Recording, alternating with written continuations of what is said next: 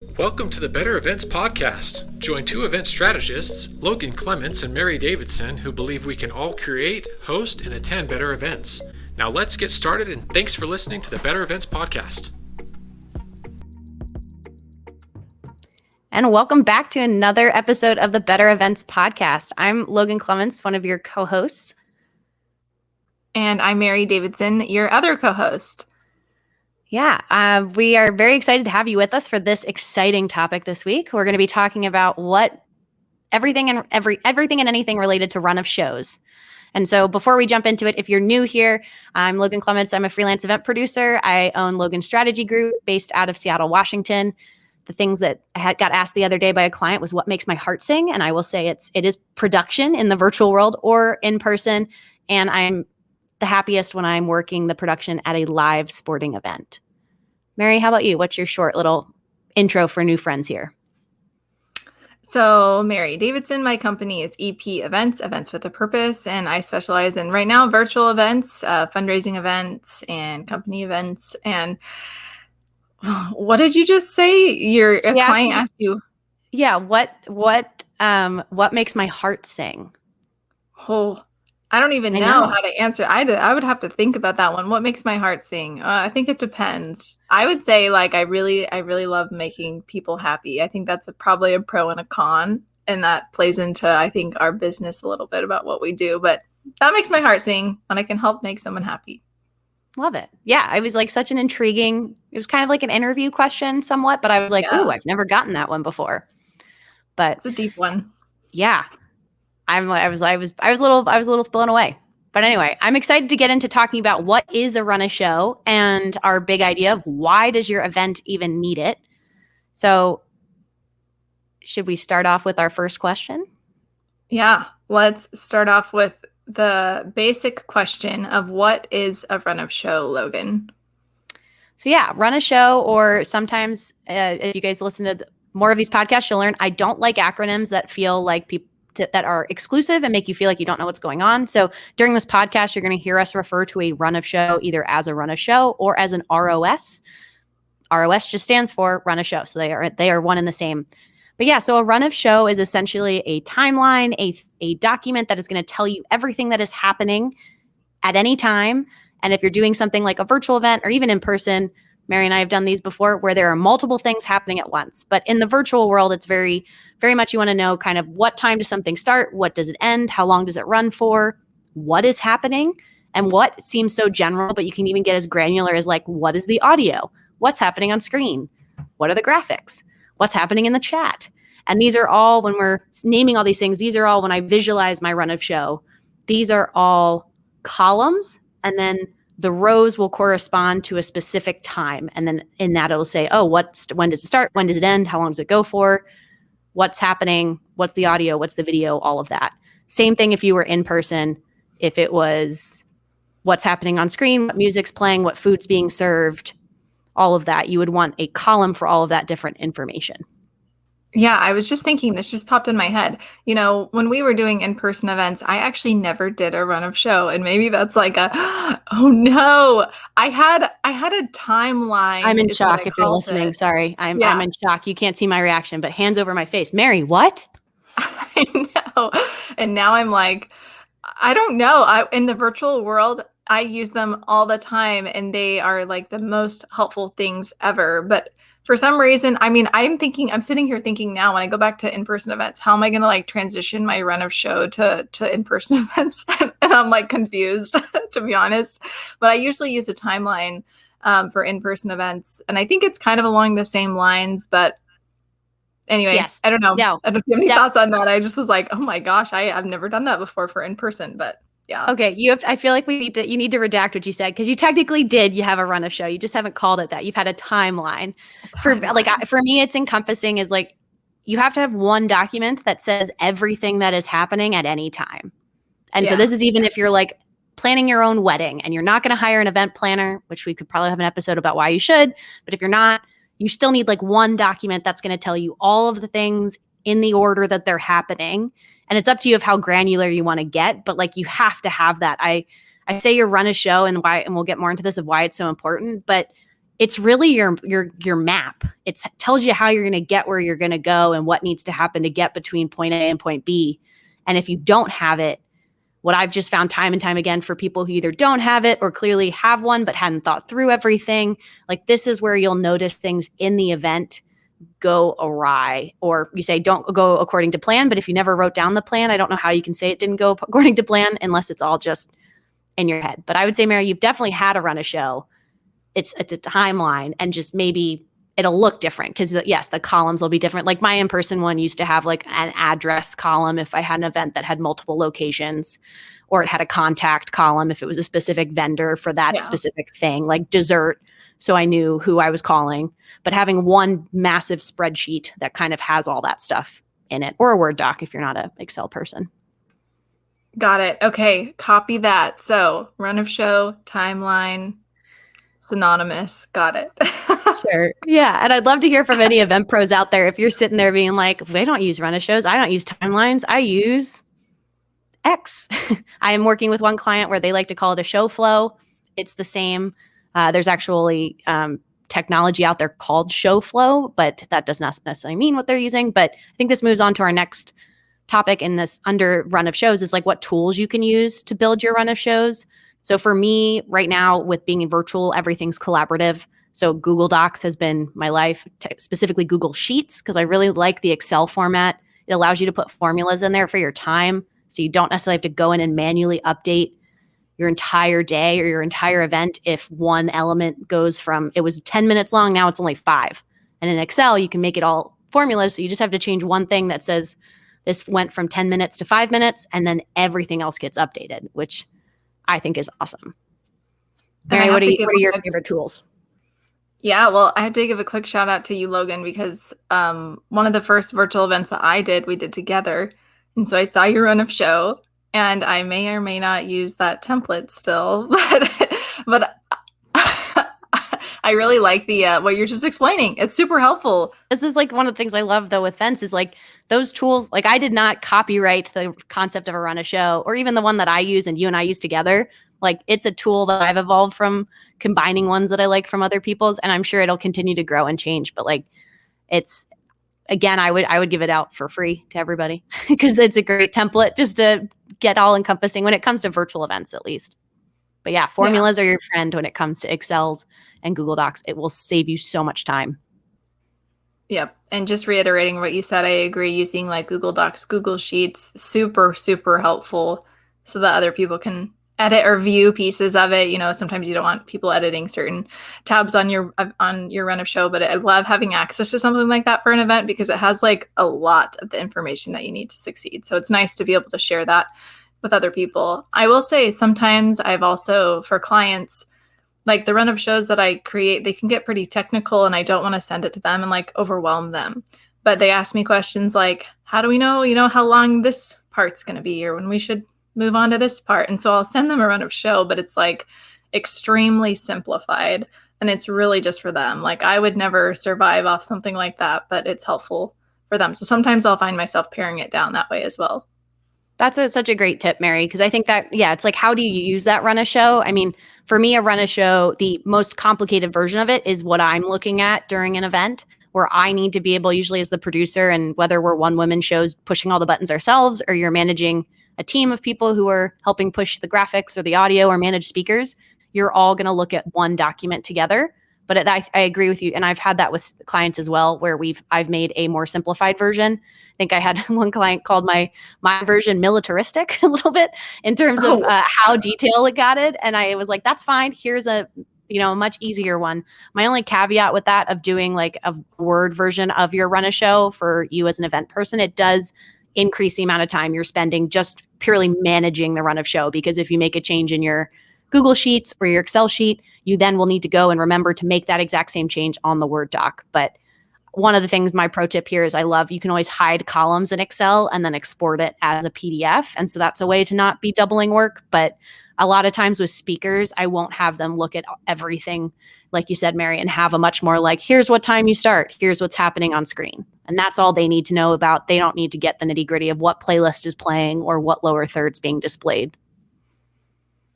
Right. And something I've noticed too is that clients, at least for virtual events, like they seem to really expect that run of show, that show flow.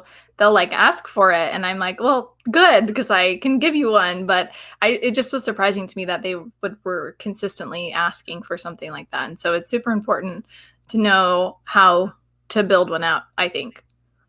Yeah. Well, and I think one of the things we've realized in the virtual world is it really does put your run of show like front and center, because you do need everyone to be able to know what's happening at all times. And in person, I think it's a little bit more forgiving because you'll have multiple things happening at once, or you have more tools in your tool belt to distract people if something's not ready when it's supposed to be. But virtually, like if we're all in Zoom, there's no built-in back channels in Zoom really, apart from the chat if you had to confirm different timing or things like that. So having a run a show or a timeline or a show flow is going to help you kind of all be on the same page of, okay, what's happening next? What's happening after this person? So it's really, that's again, when I go back, it's your map. We'd have that episode 2 where we talk about defining your why and using that as like your event North Star. And so I always say that's like the starting point, but then your run a show is how you get there. And by having it, mapped out, I'm a very visual person. That helps me start to think through the questions to ask my clients, or ask my event hosts or MCs or anything I'm confused about, because as I visually see it, I'm going to start to see, oh, we haven't thought through how are we going from this speaker to that speaker? Or you have 3 speakers. How are they all introducing themselves? Are we going to do a big intro at the beginning? And to me, those pieces don't fall into place until I visually see it in a run of show. Right. And I was thinking too, like, how else do I use it? And I think you do this too, Logan. Correct me if I'm wrong, but actually printing it out on the day of the event, even if you utilize 2 screens, printing it out is like extremely helpful. Especially for me, I like to actually like check something off once I'm done with it. So I'm like, that's just how my brain works. I'm like, I don't need to look at that line anymore. All right, we're going on to the next thing. So do you print yours out as well? I do. Recently I have. I've always printed it in person. When we're running around, you don't really have the benefit of having a live document. There's a handful of shows where we've learned in virtual world that things are changing sometimes up to the minute. And I've had a couple projects where it's not useful. It's a living working document to print it. Yeah. But most time I'm with you. I'm a paper person. I have paper notes for the events I'm planning. I also have digitized versions, but I'll usually print my run a show out and then be able to highlight things. And then my other thing is I always add a column that's not in my run a show while I'm planning, but right before the event, I'll add a column that says actual time. This is maybe why that one client thought I was militaristic, because I am a big fan of seeing like how we are actually running in comparison to what I had estimated. And that just helps me get ahead to clients. Like if we're doing, Mary, our event, when we do a live auction, how are we doing? Are items taking twice as long as we thought? Now we think everything else is going to run long. And do we need to cut anything? Or are we just going to admit it's going to be a really long day? And then some of it is the client doesn't even care about it, but I just want to know. So I get better at estimating as an event professional. Okay, for this, it'll take this much time. And I feel like for any event professionals and who are doing more in-person than virtual events, it's the same thing. Just like you might need to know, if you need to set up a backdrop, probably how long it's going to take you. And maybe that's something you knew from the get-go or something you learned. But that run a show helps you kind of track everything. Yeah, absolutely. And I will say this is all at least like super relevant in my mind and I think Logan, I just saw you looking at it, but I was working on a run of show today and I sent it Logan's way because we're working on an event together this week. And anyway, it's truly so helpful. And like Logan says, it really identifies the gaps in your planning as you're using it. So let's talk a little bit more about like specific things that you include that you find to be super useful or something like that. Yeah, I think for a run of show, no matter if you're in person or virtual, just making sure there's essentially like a column for every single thing you could possibly need to know at a certain amount of time. And if you're sitting there going, Logan, I have no idea what that means. Like my favorite column in my run a show is often my notes column, because that's where I can put any auxiliary for me, things I need to know, things I need to remind people of. But having a column for everything just helps you kind of like visually break it out. And also, like I said, see where the gaps are, because on an Excel doc, they're literally blank spaces. And there are some projects where maybe you don't care about audio at all. Or if we were in person, maybe I only have a single location. So the location column, I don't need to do anything with it. So those are some of my favorite things. And I think like virtually people forget in their run a show is like a column for chat notes. And Mary, you're a rock star at this, like thinking of the things that people should be putting, because like we said, some people are auditory, visual, and some people just like really need to see it written in the chat. And so having what you want on screen, you have a whole plan for that, but you should have something that correlates, and putting it in your run a show makes it so easy to track versus a separate document somewhere that during the event you're trying to track down, because then those chat notes are linked exactly to what time you want to copy and paste and put it in the chat. How about you, Mary? Yeah, what are some of your favorite aspects? Yeah, the chat notes, like you mentioned, are super my favorite. I don't know why, but I really enjoy them. They can be like game changers. Chat moderation is like a game changer for virtual events, I feel like. Or at least it's like one of those things that, like, if you want to be interactive, let's have some chat moderation. But I really like them. I do a meanwhile column, which I think I got from you, Logan. And I like that because it's like, I don't know, I'll get wrapped up in an event and I'm like excited because I did something right. And then I'm like, forget about what's coming next or something like that. This is really for virtual events. And so that meanwhile column, I really, really enjoy that, because then it's like, okay, Mary, yeah, good job. But like, here's what's coming next. Don't forget. So I like that. I also color code it.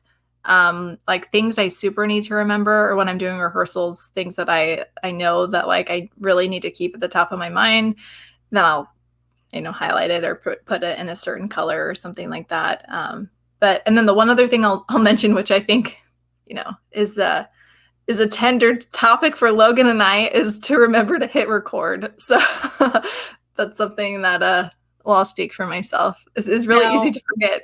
That is a hard one. I honestly, it is. Yeah. And, yeah. I mean, I think so much of what you do in the virtual, there's a lot of speakers out there who are doing virtual events where they are both the speaker and their own tech support producer kind of people. And that's already a lot to do. And both of us have worked projects where it's a lot to do just being the producer and having to hit, if you're using Zoom or some of those other platforms where you have to manually hit record, it can be something that we're putting 15 Post-its around our computer to remind ourselves to hit that record button to make sure we capture everything that we want to capture. But I love that meanwhile column. And again, I know we're talking it through this lens of a lot of virtual events because that's where you and I are living, Mary. But that same takeaway applies in person, because that would kind of be like if you were doing it would be a show, I would say, anything that's got a stage element or presentation element, or even a wedding, having that as like you're backstage or you're up next. So this person's about to give a toast, but who's next? And maybe you have it listed under, but that's where you say, oh, make sure we have a second mic for Grandpa Joe or whatever it is. It's a nice way to kind of keep you on track and make sure that you're aware of everything that needs to be happening at once, because as event pros, there's so many times where we're probably multitasking. And I always just say my run a show is like my everything document that at any time I can look at it and go, oh yeah, those are the 3 things I need to be thinking about right now, no matter what happens in the moment. Because something's going to happen and you're going to have to deal with it. But because you have your run a show to follow, you can feel like you have that map to guide you and figure out how you can make things happen, even if you hadn't planned for it. Yeah, definitely. I'm excited to hear from our listeners. Please send us an email. Our email is in the show notes, because I want to know if you use a run of show, whether it's in person or virtual. Like Logan called this out earlier, but I'm just like super curious. As an event planner, do you use it? Please tell me. Or timeline. I mean, for me too, again, the one that Mary and I have used, it's definitely, I've seen other planners who have very similar structures of so many columns, but I've also seen some super successful event planners or professionals in general, who literally just have a Word document that has the time from this start time to this end time, and then a description of what's happening. And I don't want to shun anybody who's listening to this. If that is what they're using as a run a show, that works. If that's what you need, that works for you. Just know for me and other people, having more columns helps us make sure we're remembering all the things and organizing it in a different way. But just even having that, if you're someone you run a professional organization, a networking group, and say you want to have let's say an in-person meeting, you probably need to have a timeline or run a show somewhere that tells you, hey, what time do people get there? What time are we starting to say this? Are we doing snacks? What time are we ending? And you can really just start with that and have that be your run a show. But I think one of the common mistakes that I often see sometimes is people not having a run a show, saying, oh, they don't have anything written down. Or if they do, it's in a series of multiple emails and there's no one document that tells everybody everything that's happening, even if it's that basic, like I was just saying. And that's where you get into trouble, because then people aren't on the same page. Speakers might feel unprepared. Like, it just becomes kind of this chain of events. And I had a webinar that I was working on a client with a couple weeks ago where we showed up and they didn't have a run of show. We were supposed to be helping them just talk through what they wanted to do. And them not having a run of show made it a lot harder for me to help them figure out what they wanted to do, because clearly they hadn't really thought through everything, apart from knowing, okay, I want this speaker and then we'll have this speaker, but no idea exactly what they hadn't thought through any of the little things. And I find that run of show timeline, whatever it is, that like very, very helpful for leading and guiding those conversations, and then helping you answer questions that you get from attendees or from speakers in the lead up, because you now have a plan of what's going to happen. Right. And I just want to reiterate as well, it's definitely a working document. Like, a lot of the times I don't create my run of show. Like, I created one today and the event's on Friday. And then sometimes it's even like more last minute. I should say today's Wednesday and the event's on Friday. So 2 days before an event. But it's just because there are so many things that are changing, before then. Once again, it definitely depends on the client. But so it's a working document, and it's okay if it's like always changing. We're not saying you need to have it prepped like 1 month before. I mean, sure, you could start on it or whatever, but it's going to most likely change throughout your planning process. So. Yeah, but like pro tip is, I mean, Mary, you and I, we use it essentially, we have a template now at this point where you can kind of copy over from another project, at least a starting point, so that you're not sitting there looking with a blinking cursor at a blank document. You can at least copy over. Again, if you're using Excel, it's like our top row you can copy, or you could copy the whole document and then delete things. But it just starts to let you know, okay, and you can delete whole columns. I've had some shows where there's no graphics at all, and I'll just delete my graphics column. And you can kind of build it and create it however you would like. But I think it's just, there's definitely some interesting things in there that you could use your run of show for. And I just don't want anyone to shy away, because it sounds like it's a ton of work, when you really can streamline your processes, and it's going to save you time in the long run, having it all there. And I know, Mary, we had this one point we really wanted to make, but there's a fun side to run of shows, which is where I love. I know they sound like a lot of work, but there's really, like, I think run of shows provide a great opportunity for you to look at how you can surprise and delight your guests. And we've talked about, Mary and I both love surprising and delighting in any context, in any way at events. But by having that visual, that run of show, it gives you a visual of what you're planning on doing. And you can start to see if, like, oh my gosh, we are sitting and doing the same thing for 30 minutes. That's going to be really boring. What can we do to mix it up? What can I do to make sure we're not sitting here and it's a talking head, the same talking head for 20 minutes? And that's something that maybe in your head, it doesn't feel very long. But when you write it out in a run of show, you see, oh, we're doing the same thing for this period of time. Like, maybe I mix it up a little bit. I love that idea. Yeah. So do you have an example, an event that you've worked on that maybe this has come into play? Oh, yes. I mean, I had a virtual fundraiser where they had put together a rough run of show, but it was a lot of just like talking, one person talking to another person talking to another person talking, and then back to them talking. And they were very excited about that plan. And I was like, let's make it happen. And I started to put on the run of show and showed it to them. And they were realizing it's a lot of just one person on screen by themselves to another one person on screen by themselves.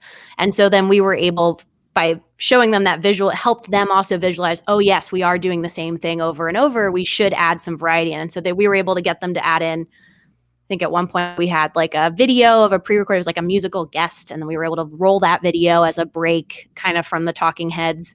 And then there were a couple where we asked if they wanted to put more than one speaker, because again, it's just something different. Similar to if you were in person, having one person with a microphone on stage the entire time is very boring, unless as opposed to having a variety of both different speakers, multiple speakers, some performers, some just talking at you. So this one was one where we were able to kind of maximize people's attention versus boring them with just the same thing. So I think that's just one example, but there are multiple times where my run of show has helped us figure out, oh, there's extra time here and let's actually do this. Or as we learned, best practice in virtual events is shorter is better, always better.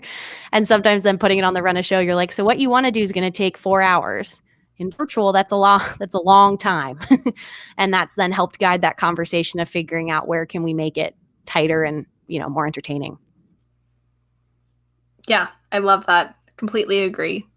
I was also thinking about the common mistakes that you can have with run of shows. So what would you say is a common mistake for a run of show besides, of course, not doing one?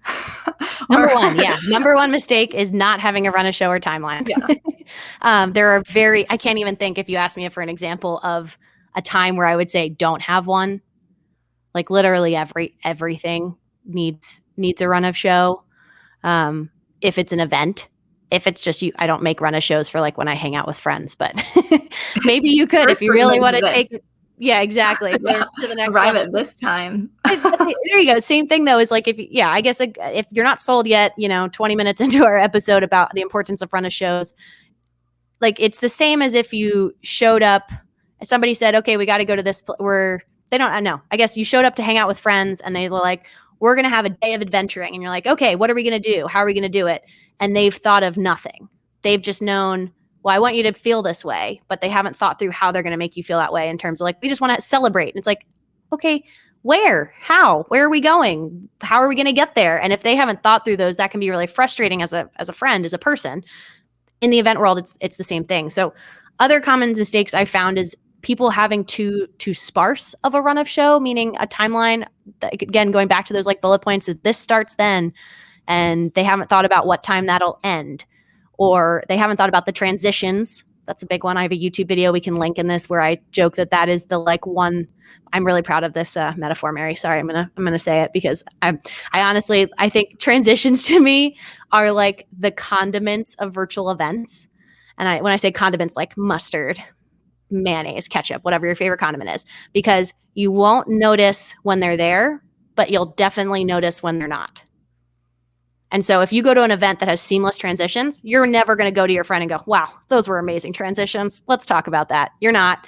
But if there is an awkward handoff between speakers where clearly they haven't thought through how does one speaker get on stage virtually or in person, how's the other get off, you might remember that because it's going to be someone awkwardly staring at screen being like, am I live? No one told me. Am I, you'll remember those moments because it's very noticeable. So just like condiments, if you have a sandwich, it's delicious. You're probably not raving about the mayonnaise. But if you have a dry sandwich, you probably would complain that it's dry. So that's my metaphor. I'm very proud of it. I like that. I have to ask this on topic, off topic question now. What's your favorite condiment? Super relevant. So relevant. I know. Hot topic our listeners need to hear. It's hard to pick one, which is a good cop-out answer, but I would say I've really liked yellow mustard recently. And when I was a kid, I hated it. Like thought it was just very gross. But now I will eat it on sandwiches. I really like soft pretzels, so I like mustard and pretzels. So how about you, Mary? While we're on the topic of condiments, what's your favorite condiment? Not mustard, but good for you. No judgment. I really like fry sauce. Have you had fry sauce? It's not really like it's not. Isn't it like ketchup and mustard? Is it ketchup and mayo combined? Mayo. Yeah, and then if they do it well, there's like other stuff in there too. But fry sauce is my favorite. I used to joke with my friends that I could like drink it.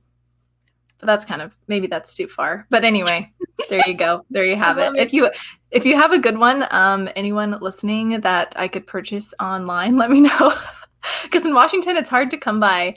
And so anyway, I'm looking for a good one. And I'm not going to make it from scratch because it never turns out as well. So I will purchase a good fry sauce. Please send them my way. Listener alert. We're asking you if you know a good fry sauce. Well, Mary, before I wrap us up with some key takeaways, do you have anything else you want to share on run of shows that our listeners need to know?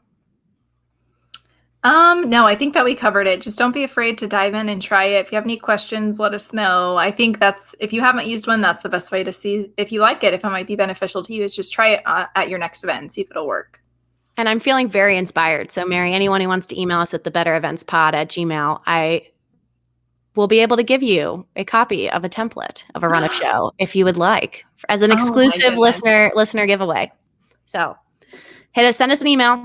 We'll share our secret fry sauce of the run of show template with you to help you succeed in your events. But just to recap, some of the big key takeaways that we've had is run a show. It's your map. If you don't have a map, you're probably going to get lost. And so Mary and I will continue to sing the praises of run a shows or timelines. Again, we're saying the same thing when we say both. There's not one's better than the other. Timelines, run a shows, same. And you really can build your run a show just using a Word document or an Excel. Nowadays, everything's so collaborative. So I do suggest if you have multiple people on your team who might be adding to a run a show, having it in a shared, I like the Google Docs setup. So having a shared Google Sheet or Google Docs will definitely save you time. And it's really your tool to help highlight anything that you might be missing during your planning process.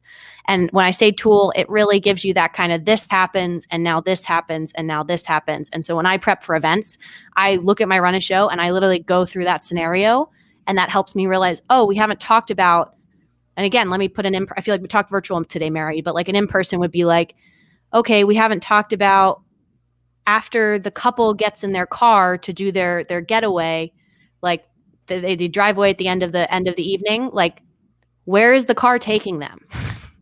And that might be something you might not realize, that's the couple's departure. And then it's like, where do they go after their sparkler send off? We don't know. How do they get their gifts? Like these are gaps that in your run a show, you can start to help answer those questions. So yeah. And I'll turn it over to you, Mary, for our bonus tip of the episode. All right, bonus tip time, sponsorships versus partnerships. So there are some folks out there with really strong opinions about this, but I would say logistically, they are one and the same. Partnerships, I would say, are like the golden examples of sponsorships. So when you think of a partner in a business, what do you think? I think that the hope is that when you have a group who financially supports your event, for example, it's not just like a monetary transaction, but it's a relationship that you build as partners moving forward. And the hope is that you continue to support one another. So if done right, your sponsors are advocates for your company, your organization, your cause, and your event. So I would say that partnerships are the golden rule when it comes to sponsorships. There you have it. Love it. Mary dropping a hot tip. That's a great tip for anybody working any kinds of events, even if it's not necessarily nonprofit driven. That's huge. I love it. Well, that's all that we have for you folks. That's the end of our Better Events podcast. You can find us on Instagram at Better Events Pod. You can also send us an email about fry sauce, get our run a show template, anything else under the sun at bettereventspod@gmail.com. Thanks for listening, and we'll be back to talk to you guys again next Wednesday. Thank you. Bye.